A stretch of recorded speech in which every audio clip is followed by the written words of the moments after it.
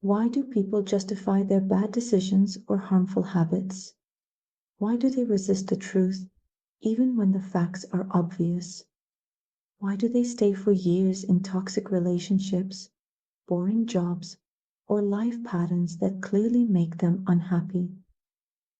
One reason is cognitive dissonance. In psychology, cognitive dissonance is a state of inattention that arises when a person holds conflicting beliefs, values, knowledge, or behaviors at the same time. For example, I am an intelligent and rational person, but I made a foolish and irrational decision.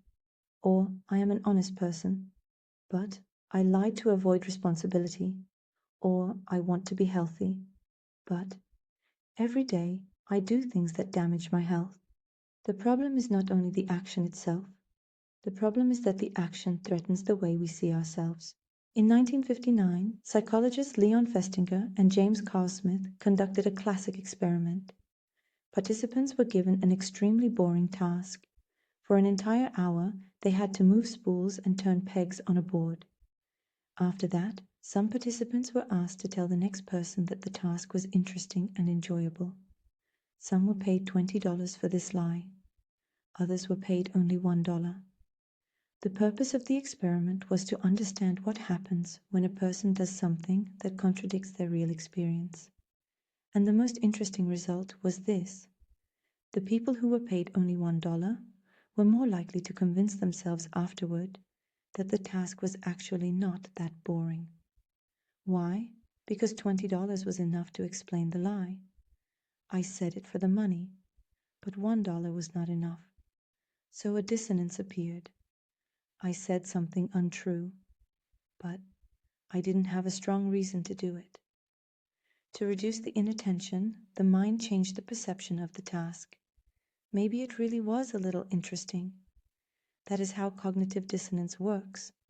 Once an action has already been taken, the mind often tries not to admit the mistake, but to create an explanation that protects inner comfort.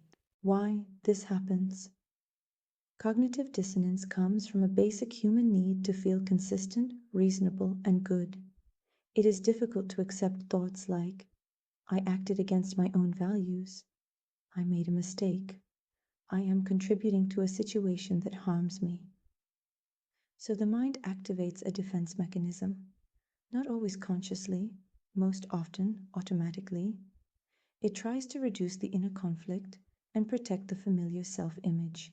Cognitive dissonance often happens after the action, not before it. First, a person makes a choice. Then they feel inattention. Then they begin to rationalize. I did the right thing.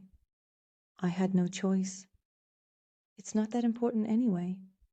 In other words, the mind is not always searching for truth. Sometimes it is searching for a way to protect a decision that has already been made. Why cognitive dissonance keeps people trapped in old patterns? Because sometimes it is easier to change the explanation than to change your life. Not, I'm afraid to try, but it's just not for me. Not, I'm avoiding responsibility, but nobody supports me. Not, I'm not ready to tolerate the discomfort of change, but I'm just waiting for the right moment. This way, a person protects their self-image, but loses movement. They stay in the old pattern because facing the truth feels too painful. How to use this knowledge practically. First, for self-reflection. When you notice that you are defending a decision, habit, or person too aggressively, ask yourself, if I had not taken this action, would I still be this certain that I am right? Or, what am I trying to protect right now, the truth or my self-image? The stronger the emotional defense, the higher the chance that there is dissonance underneath. Second, for changing behavior. If you want to develop internal motivation, it is important to reduce external justifications. When a person does something only for a reward, they can explain their behavior with an external reason. I did it for the money. I did it because I was forced.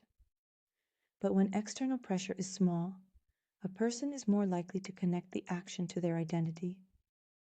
I did this because it matters to me. This is who I am. That is why real change often begins not with huge promises, but with small actions that are difficult to explain away as external pressure. Third, for making difficult decisions. When you are choosing between option A and option B for a long time, remember this. After the choice is made, the mind will almost certainly start justifying the option you chose and devaluing the option you rejected. That is normal. But to avoid deceiving yourself, create a written protocol before making the choice. Write down the downsides of what you are choosing, the benefits of what you are giving up, your real reasons, the fears that may be influencing the decision. Then read it again a month later. You will see where reality was, and where the mind has already started adjusting the story to fit the decision. Final thought. Cognitive dissonance is not the enemy. It is a signal. It shows the place where your actions, values, and self-image no longer align. And in that moment, a person has a choice to protect the old story or to look at themselves honestly and change their behavior. Growth begins when a person stops using explanations to preserve an old identity and starts using discomfort as feedback. If you're interested in gaining a deeper understanding of the psychology of habits, mindset, and human behavior, subscribe so you don't miss new content.